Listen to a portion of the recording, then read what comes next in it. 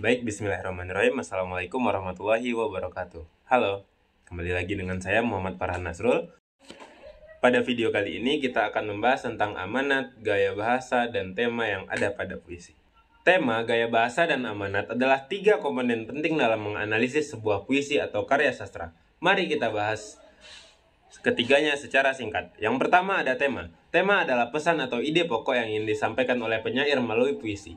Tema mencerminkan inti makna karya tersebut. Saat menganalisis tema, Anda harus merenungkan pesan atau konsep yang ingin disampaikan oleh penyair. Tema bisa berupa cinta, alam, perjuangan, kemanusiaan, dan banyak lagi. Yang kedua, gaya bahasa. Gaya bahasa mencakup penggunaan kata-kata, figur retorika, ritme, dan suara dalam puisi. Gaya bahasa membantu menciptakan gambaran, nuansa, dan efek dalam puisi. Contoh gaya bahasa meliputi metafora, simile, personifikasi, aliterasi, dan banyak lagi.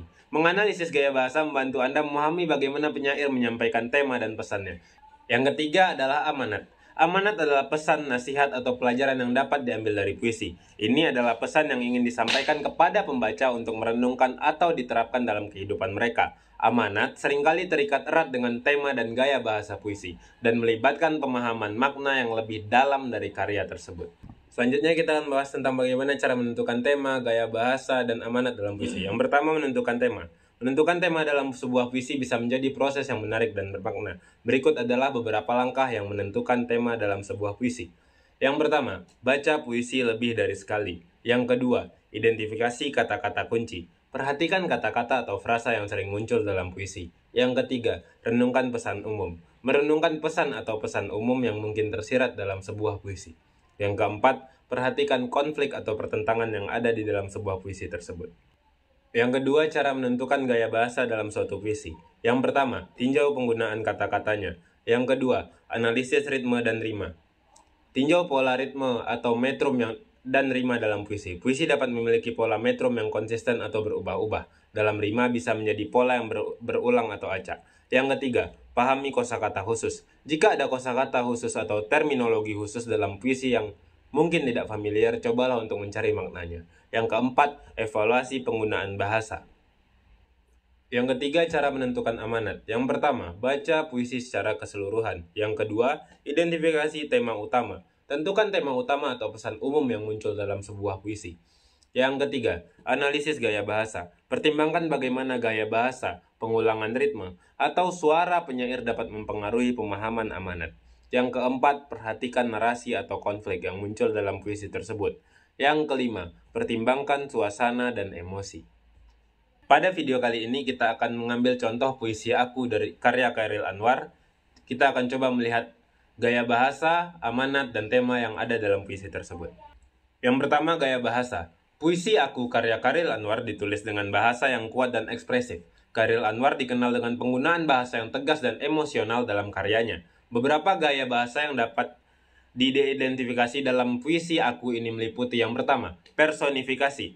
Dalam puisi ini, penyair menggunakan personifikasi untuk memberikan sifat manusia kepada benda-benda non-manusia. Misalnya, bulan merah jambu adalah contoh personifikasi yang memberikan karakteristik manusia pada bulan.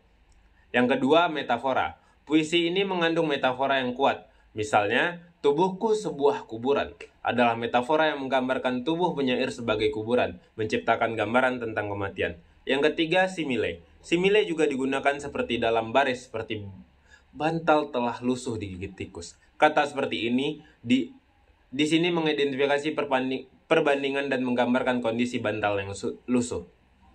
Yang keempat, aliterasi. Puisi ini memiliki beberapa aliterasi, yaitu pengulangan suara konsonan pada awal kata-kata berurutan, yang menciptakan irama dalam puisi. Misalnya, terima kasih telah sembunyi, memiliki aliterasi pada bunyi T. Yang kelima, eufemisme.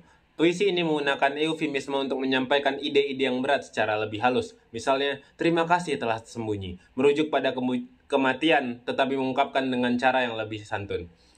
Yang keenam, frasa berirama. Chairil Anwar menggunakan frasa berirama yang mengulang kata-kata atau frasa tertentu untuk memberikan efek ritmes dan dalam puisi. Contoh dari frasa berirama adalah di serambi yang sunyi. Gaya bahasa ini digunakan oleh Chairil Anwar untuk menciptakan gambaran dan nuansa yang kuat dalam puisi Aku. Penggunaan bahasa yang kaya dan efektif ini membantu mengekspresikan perasaan kesepian, kekosongan, dan perjuangan batin yang diungkapkan oleh penyair dalam karya ini. Selanjutnya, tema yang ada pada puisi aku. Yang pertama, kesepian dan kehampaan. Puisi ini menggambarkan perasaan kesepian dan perasaan kekosongan dalam diri penyair. Ia merasa terisolasi dari dunia yang tidak memiliki tempat yang nyaman. Yang kedua, konflik identitas. Penyair mencoba mencari identitasnya yang sejati dan merenungkan siapa dirinya sebenarnya. Ada konflik batin yang dalam antara dirinya dan norma-norma sosial yang ada. Yang ketiga, pemberontakan terhadap norma. Puisi ini mencerminkan semangat pemberontakan terhadap nilai-nilai sosial dan norma yang dianggap membungkam kebebasan individu. Penyair ingin mencari kebebasan untuk menjadi dirinya sendiri. Yang keempat, eksistensialisme. Puisi ini mencerminkan pandangan eksistensialis yang menyoroti perasaan kehampaan, ketidakpastian, dan perjuangan individu untuk mencari makna dalam hidupnya sendiri. Selanjutnya, amanat yang ada pada puisi aku. Puisi aku karya Chairil Anwar menyiratkan beberapa amanat atau pesan yang mendalam. Meskipun puisi ini memiliki makna yang terbuka untuk berbagai interpretasi, beberapa amanat yang dapat diambil dari puisi ini meliputi. Yang pertama, pencarian identitas. Puisi ini menggambarkan perjuangan penyair untuk mencari dan memahami identitasnya sendiri. Pesan yang dapat diambil adalah pentingnya eksplorasi diri dan pemahaman tentang siapa kita sebenarnya. Yang kedua, kehidupan yang penuh konflik. Puisi ini menceritakan konflik batin penyair antara ekspektasi sosial dan keinginannya untuk menjadi dirinya sendiri. Ini menyoroti kompleksitas kehidupan manusia yang seringkali penuh dengan ketidakpastian dan pertentangan. Yang ketiga, eksistensialisme. Puisi ini menciptakan suasana eksistensialis yang menekan perasaan kehampaan, ketidakpastian, dan pencarian makna dalam hidup. Ini mengajukan pertanyaan tentang eksistensi manusia dan peran individu dalam dunia yang kompleks. Yang keempat, perlawanan terhadap norma. Chairil Anwar menunjukkan semangat perlawanan terhadap norma sosial dan ekspektasi masyarakat yang menghambat kebebasan individu. Pesan yang dapat diambil adalah pentingnya berani untuk menjadi diri sendiri dan tidak takut untuk menyuarakan keprihatinan atau pandangan pribadi. Yang kelima, kematian. Puisi ini mengandung elemen-elemen yang berkaitan dengan kematian dan keterbatasan manusia. Ini mengingatkan kita akan ketidakpastian hidup dan perlunya menghargai waktu yang kita miliki. Amanat dari puisi aku oleh Chairil Anwar bervariasi tergantung cara pembaca menginterpretasikan dan merasakan karya tersebut. Namun secara umum puisi ini mengajak pembaca untuk merenungkan eksistensi, identitas, dan perjuangan manusia dalam menghadapi kompleksitas kehidupan dan norma sosial. Sekian video kali ini. Mohon maaf bila banyak kesalahan. Semoga bermanfaat. Billahi taufik wal hidayah. Wassalamualaikum warahmatullahi wabarakatuh.